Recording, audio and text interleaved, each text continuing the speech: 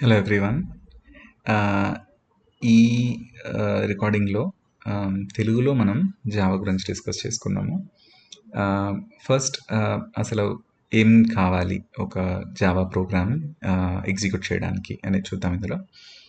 First మనకి Java install అయ్యి ఉండాలి. సెకండ్ ఏదైనా ఐడీఈ డెవలప్‌మెంట్ ఫ్రేమ్‌వర్క్ ఉండాలి మనకి. అది ఈ సెషన్ కోసం నేను ఎక్లిప్స్ యూజ్ చేస్తున్నాను.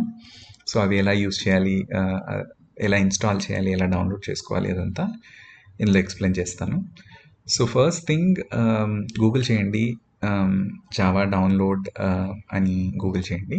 మీకొచ్చిన రిజల్ట్స్‌లోంచి ఆరకిల్ నుంచి వచ్చిన రిజల్ట్ మీద క్లిక్ చేయండి. చేసి మీకు నచ్చిన వర్షన్ సెలెక్ట్ చేసుకోవచ్చు జేడీకి. అండ్ మీ ఆపరేటింగ్ సిస్టమ్ని బట్టి మీరు ఆ రెలవెంట్ ఇన్స్టాలబుల్ని తీసుకోండి, డౌన్లోడ్ చేసుకోండి. డౌన్లోడ్ చేసుకున్న తర్వాత అంత విజార్డ్ ద్వారా మీకు అది ఇన్స్టలేషన్ అవుతుంది కాబట్టి అంత సింపుల్గా ఉంటుంది. ఏ ఫోల్డర్లో ఇన్స్టాల్ చేయాలి అలాంటి క్వశ్చన్స్ కొన్ని అడిగేసి మొత్తం అది ఆటోమేటిక్గా మీకు ఇన్స్టాల్ చేసేస్తుంది. నా ఒక పార్ట్ అయిపోయింది ఇక్కడ. నెక్స్ట్ ఐడీఈ కావాలి మనకి. సో, మళ్ళీ గూగుల్‌కి వెళ్ళి ఎక్లిప్స్ ఐడీఈ డౌన్లోడ్ అని క్లిక్ చేయండి. అండ్ ఇక్కడ కూడా మీకు రిజల్ట్స్ వస్తాయి ఎక్కువే. ఇందులోంచి మీరు ఎక్లిప్స్ ఐడీఈ డాట్ ఓఆర్జీ అని ఉంది కదా! దీన్ని మీరు సెలెక్ట్ చేసుకోండి. అండ్ ఇందులోంచి యూ కెన్ జస్ట్ డౌన్లోడ్ చేశాక దీనికి కూడా విజార్డ్ ఉంటుంది కాబట్టి ఏ లొకేషన్లో ఇన్స్టాల్ చేయాలి అని అడిగి మిమ్మల్ని అది ఆటోమేటిక్గా ఇన్స్టాల్ చేసేస్తుంది. సో, ఇక్కడ వరకు మనం ఇన్స్టలేషన్ అంటే మీకు డెవలప్మెంట్ స్టార్ట్ చేయడానికి కావాల్సిన 2 థింగ్స్‌ని కంప్లీట్ చేసుకున్నారు. మీ మెషిన్ మీద కావాల్సిన ఇన్స్టాలబుల్స్ ఉన్నాయి. సో, ఈ సెషన్‌లో మనము అంటే ఒకసారి ఇవి 2 ఉన్నాక ఎక్లిప్స్ అండర్‌లయింగ్ జేడీకే అండ్ జేఆర్ఈని ఎలా యూజ్ చేసుకుంటుంది, మీరు మీ ఫస్ట్ ప్రోగ్రామ్ ఎలా క్రియేట్ చేయొచ్చు, ఫస్ట్ ప్రాజెక్ట్ ఎలా క్రియేట్ చేయొచ్చు, దాన్ని ఎగ్జిక్యూట్ ఎలా చేయాలి, అండ్ ఏమేమి డేటా టైప్స్ ఉన్నాయి మన దగ్గర, అండ్ మెయిన్ డేటా టైప్స్ కొన్ని నేను ఇందులో ఫోకస్ చేయబోతున్నాను. థియరిటికల్‌గా ఎక్కువ లేదు, ఎక్కువ ప్రాక్టికల్‌గా చూపించాలని నేను అనుకుంటున్నాను. సో, ఒకవేళ మీకు ఇంకేమైనా కమెంట్స్ ఉంటే యూ కెన్ షేర్, అండ్ దాన్ని బట్టి నేను నెక్స్ట్ సెషన్ ప్లాన్ చేసుకుంటాను. బట్ ఇది మాత్రం చాలా మంచి సెషన్. ఎందుకంటే ఇందులో నేను మీకు ఎలా బిగిన్ అవ్వాలి అనేది అంతా కవర్ చేయబోతున్నాను. అండ్ చాలా ఇంపార్టెంట్ డేటా టైప్స్, వాటి యూజ్ కేసెస్ నేను మీకు చెప్పబోతున్నాను. యూజ్ కేసెస్ అంటే వాటిని అసలు ఎందుకు వాడుతున్నాము, ఏ పర్పసెస్లో కొన్ని ఎగ్జాంపుల్స్తో నేను మీకు చూపించబోతున్నాను. So, this is going to be an interesting session. And ఈ సెషన్ అయిపోయాక మీరు ఇంకా ఆ డేటా టైప్స్ని వాటితో ఏ ఫంక్షన్స్ని యూజ్ చేయొచ్చు అని ఇంకా మీరు వాటి ఎగ్జాంపుల్స్ని ఫర్దర్ ఒకవేళ ఎక్స్ప్లోర్ చేయగలిగితే అది మీకు చాలా బెనిఫిట్ అవుతుంది ఫర్ బిగినర్స్. సరే, మరి మనము కావాల్సినవన్నీ ఇన్స్టాల్ చేసేసుకున్నాము. ఐడీఈకి వెళ్ళిపోదాము. ఇక్కడ నేను ఆల్రెడీ ఒకటి క్రియేట్ చేసి ఉంచాను, హెలో అని. But I will tell you ఎలా క్రియేట్ చేయాలి అనేది. సో, ఫైల్కి వెళ్ళి న్యూ అని క్లిక్ చేసి ఇక్కడ ప్రాజెక్ట్ అని క్లిక్ చేయండి. సో, ప్రాజెక్ట్ అని క్లిక్ చేసిన వెంటనే మీకు ఈ ఆప్షన్స్ వస్తాయి. ఇందులో మావిన్ ప్రాజెక్ట్ అని క్లిక్ చేయండి. తర్వాత నెక్స్ట్ అని క్లిక్ చేయండి. చేశాక నెక్స్ట్ వచ్చిన స్క్రీన్ మీద మీరు క్రియేట్ ఎ సింపుల్ ప్రాజెక్ట్ అని క్లిక్ చేయాలి. ఓకే, ఆ తర్వాత నెక్స్ట్ అని క్లిక్ చేయండి. ఇక్కడ మీరు వచ్చిన ఈ ఆప్షన్స్లో మీరు artefact ID and group ID ఇవ్వాల్సి ఉంటుంది. అండ్ నేను ఇక్కడ మీరు చూస్తున్నారు కదా, దీనికోసం నేనైతే రెండింటికి హెలో అని ఇచ్చాను అనమాట వాల్యూస్. రైట్, హెలో అని ఇచ్చాను. కాకపోతే ఇప్పుడు నా దగ్గర ఆల్రెడీ అది అవైలబుల్ ఉంది కాబట్టి అలౌ చేయట్లేదు, లేకపోతే అలౌ చేస్తుంది. సో, హెలో వన్ అని ఉంటే కనుక అది యాక్సెప్ట్ చేసేది. నేను just click on finish. So, అలా చేశాక మీకు ఇలా ఒక ప్రాజెక్ట్ క్రియేట్ అయింది. సో, ఈ ప్రాజెక్ట్ మీద మీరు ఇలా క్లిక్ చేస్తే మీరు చూసేది ఏంటంటే సోర్స్ మెయిన్ జావా అని ఒకటి క్రియేట్ అయింది. ఇది నేను డిలీట్ చేసేస్తాను, ఇది అవసరం లేదు. అంటే ఓకే, ఇది డిఫాల్ట్ ప్యాకేజ్ ఒకటి వచ్చేసింది ఇక్కడ, నేను అది యూజ్ చేయను ఈ ప్రాజెక్ట్ కోసం. బట్ సోర్స్ మెయిన్ జావా అనేది ఒకటి ఉంది, source test Java, right. Source main Java, source test Java అనేవి 2 క్రియేట్ అయ్యి ఉన్నాయి, right. And there is also source main resources అనేది ఒకటి, సోర్స్ టెస్ట్ రిసోర్సెస్ అనేవి క్రియేట్ అయ్యాయి. జనరల్లీ రిసోర్సెస్లో మనం ఏమైనా ప్రాపర్టీ ఫైల్స్ అవి ప్లేస్ చేస్తాము. మెయిన్ జావాలో ఏమో మనం క్లాసెస్ అవి డిఫైన్ చేస్తాము. టెస్ట్ జావాలో యూనిట్ టెస్ట్ కేసెస్ రాస్తామన్నమాట. అంటే మెయిన్ క్లాస్లో మనం రాసిన వాటిని టెస్ట్ చేయడానికి ఇవి యూజ్ చేస్తామన్నమాట, ఈ ఫోల్డర్స్ని. ఇప్పుడు మీరు సోర్స్ మెయిన్ జావాని ఆల్రెడీ వచ్చేసింది కాబట్టి మీ ప్రాజెక్ట్ క్రియేషన్ ద్వారా దీని మీద రైట్ క్లిక్ చేసి మీరు న్యూ ప్యాకేజ్ అని క్లిక్ చేయండి. చేశాక ఇక్కడ మీరు com.id ఇదే పెట్టాలని ఏం లేదు, మీరు ఏదైనా నేమ్ పెట్టి క్రియేట్ చేసుకోండి, ఫినిష్ అనండి. సో నాకు com.id అనేది ఒక ప్యాకేజ్ క్రియేట్ అయింది. సో ఈ ప్యాకేజ్ ఈ సోర్స్ మెయిన్ జావా అనే ఫోల్డర్ కింద ఈ com.id అనే ప్యాకేజ్ కింద క్లాసెస్ ఉంటాయి. ఎప్పుడైనా సరే క్లాసెస్ ఒక ప్యాకేజ్ కింద ఉంటాయి, రైట్. సో అది నేను చెప్పాలనుకున్నాను. సో ఇప్పుడు దీని కింద మళ్ళీ రైట్ క్లిక్ చేసి న్యూ క్లాస్ అని అనాలి మీరు, రైట్. సో ఇక్కడ ఏదైనా నేమ్ పెట్టచ్చు, నేను ఎగ్జాంపుల్ అని పెట్టాను, ఓకే. ఒకవేళ మీరు డైరెక్ట్ సోర్స్ మెయిన్ జావా నుంచే క్రియేట్ చేయాలనుకున్నారనుకోండి క్లాస్ని, ఇది రైట్ క్లిక్ చేసి క్లాస్ క్రియేట్ చేయడానికి ట్రై చేసినప్పుడు ఇక్కడ మీరు వాల్యూ ఇవ్వాల్సి ఉంటుంది, ప్యాకేజ్ com.id అని. ఇవ్వకపోతే అది చెప్తుంది ఇవ్వండి వాల్యూ అని చెప్తుంది, రికమెండ్ చేస్తుంది అన్నమాట. ఒకవేళ మీరు అయినా సరే ఇవ్వకపోతే డిఫాల్ట్ ప్యాకేజ్ క్రియేట్ అవుతుంది ఇక్కడ చూసినట్టు మీరు. బట్ నేను ఇక్కడ ఎగ్జాంపుల్ ఎక్కడికి క్రియేట్ చేస్తున్నాను, com.idలో క్రియేట్ చేస్తున్నాను. అండ్ ఇంకొకటి ఏంటంటే ఎప్పుడు ఎగ్జిక్యూషన్ మెయిన్ అనే మెథడ్ నుంచి స్టార్ట్ అవుతుంది. సో అది కూడా ఇంక్లూడ్ చేయమంటారా అని అడిగింది. సో నేను ఇంక్లూడ్ చేయమని సజెస్ట్ చేశాను ఇక్కడ. Click on finish. సో ఇప్పుడు example.java అని com.id ప్యాకేజ్ కింద వచ్చింది. సో ఇది ఓకే.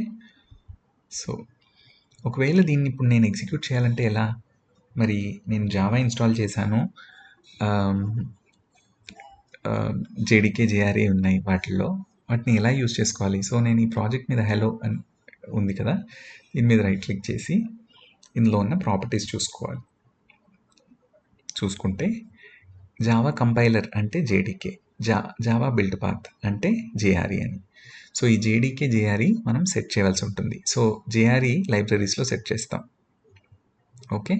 ఇక్కడ సెట్ చేసుకోవాల్సి ఉంటుంది, మీరు ఇక్కడ మెన్షన్ చేయవలసి ఉంటుంది. And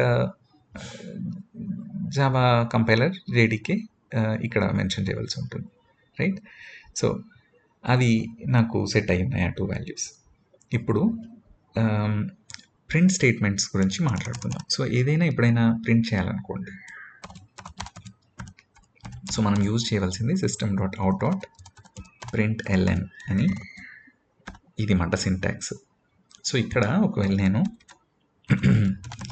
this is my first execution అని కనుక రాసి సేవ్ చేసి దీన్ని రన్ చేయాలనుకోండి,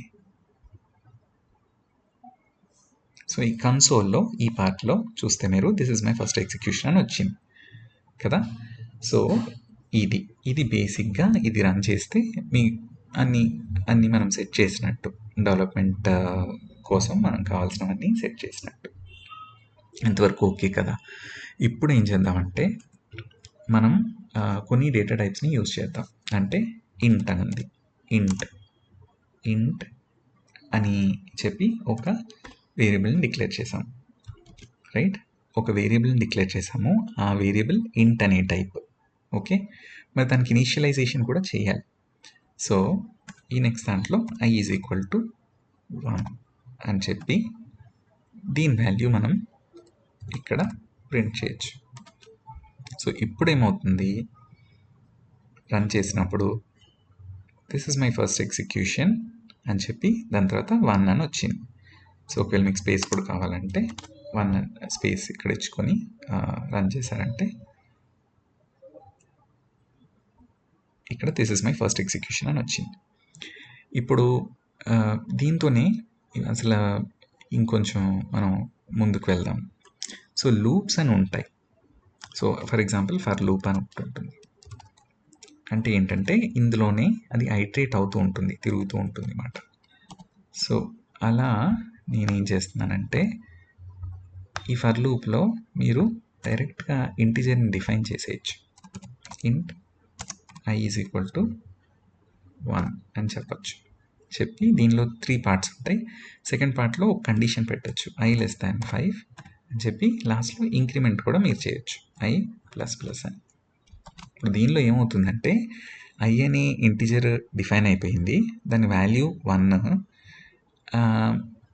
అండ్ ప్రతిసారి ఇది ఇలా ఇందులో తిరిగినప్పుడు దాని వాల్యూ ఒకసారి ఇంక్రిమెంట్ అవుతుంది, రైట్? ఇలా first i is equal to 1 అన్న వెంటనే దాని కండిషన్ చెక్ చేసుకుంటుంది, 1<5 అవునా కాదా, అయితే లోపలికి వెళ్ళి ప్రింట్ చేయాలి. తర్వాత మళ్ళీ పైకి రావాలి, i++ అవుతుంది. అయ్యాక 2 అయింది, ఆ 2 మళ్ళీ 5 కంటే తక్కువ కాదా అని చెక్ చేసి అలా కంటిన్యూ అయ్యి మనకి 4 వరకు వాల్యూస్ వస్తుంది అన్నమాట. సో ఇది ఒకసారి ఎగ్జిక్యూట్ చేసి చూద్దాం మీకు అర్థం అవడానికి. 1 2 3 4 వరకు వచ్చాయి. 5 వచ్చేసరికి 5<5 వర్క్ అవుతుంది కాబట్టి అక్కడ ఆగిపోయింది, బ్రేక్ అయిపోయి బయటకు వచ్చేసింది. ఓకే, ఇది ఇంట్ గురించి. నెక్స్ట్ ఈ సెషన్లో మనం మాట్లాడుకునేది స్ట్రింగ్ డేటా టైప్ గురించి. String str is equal to test. ఇది ఒక ఎగ్జాంపుల్ స్ట్రింగ్. ఓకే, సో ఒక స్ట్రింగ్ని నేను డిఫైన్ చేయాలంటే, అంటే చాలా క్యారెక్టర్స్ని ఒక స్ట్రింగ్ లాగా, ఒక సెంటెన్స్ని సపోజ్ మనకి స్టోర్ చేసుకోవాలంటే స్ట్రింగ్ని యూజ్ చేసుకుంటాం. సో దీని మీద మళ్ళీ ఇప్పుడు ఎగ్జాంపుల్స్ ఏంటి, దేనికి యూజ్ చేస్తాం మనము ఇది అని అంటే system.out.println. ఇందులో నాకు ఏమైనా యూస్ కేసెస్ ఉండొచ్చు. ఇప్పుడు ఇదంతా నేను స్మాల్ లెటర్స్లో రాసాను అనుకుందాం, అది అప్పర్ కేస్లోకి మార్చడమే నా యూస్ కేస్ అనుకుందాం. సో అప్పుడు నేను ఏమంటానంటే the upper case for given input is అని చెప్పి, ఇప్పుడు మీరు str అని రాస్తే మనం ఏమనుకుంటున్నాము, దాని వాల్యూ టెస్ట్ అనుకుంటున్నాం. బట్ ఇంతే కాకుండా ఈ స్ట్రింగ్ అనే ఫంక్షన్కి ఆల్రెడీ అందులో ఇంప్లిమెంటేషన్ ఉంది. సో str డాట్ అని క్లిక్ చేసిన వెంటనే అందులో ఏమేమి ఫంక్షన్స్ సపోర్టెడో అదంతా ఇక్కడ మనకి మెన్షన్ అయ్యి ఉంది. సో ఇక్కడ నేను అది upper case to upper case అనే ఫంక్షన్ యూజ్ చేసుకోవాలి నేను. సో నేను అది యూజ్ చేస్తాను. చేసి Ctrl+S సేవ్ చేసి రన్ చేస్తున్నాను. చేస్తే నాకు నేను ఇచ్చిన ఇన్పుట్ స్మాల్ లెటర్స్లో ఇచ్చిన నాకు వచ్చిన output capital test, right? So ఇలాంటి యూస్ కేసెస్ ఉంటాయి. అండ్ నేను చెప్పాను కదా, ఇది ఒక్కదాంతో ఆగకూడదు, మీరు ఇంకా చెక్ చేసుకోవచ్చు వేరే ఎగ్జాంపుల్స్, ఇంకేం ఫీచర్స్ ఉన్నాయి ఇక్కడ అని మీరు చెక్ చేసుకోవచ్చు, రైట్? ఇందులో ఇంకా చాలా ఫంక్షన్స్ ఉన్నాయి, అవన్నీ ఏంటి అని ఒక్కొక్కటి మనం మాట్లాడుకుంటూ పోతే అసలు సెషన్ సరిపోదు. సో ఇక్కడితో నేను ఇది స్టాప్ చేస్తున్నాను. సో ఇంట్ స్ట్రింగ్ అనేవి మెయిన్ థింగ్స్ ఎక్కువగా మనం యూజ్ చేసేవి. బట్ ఇవే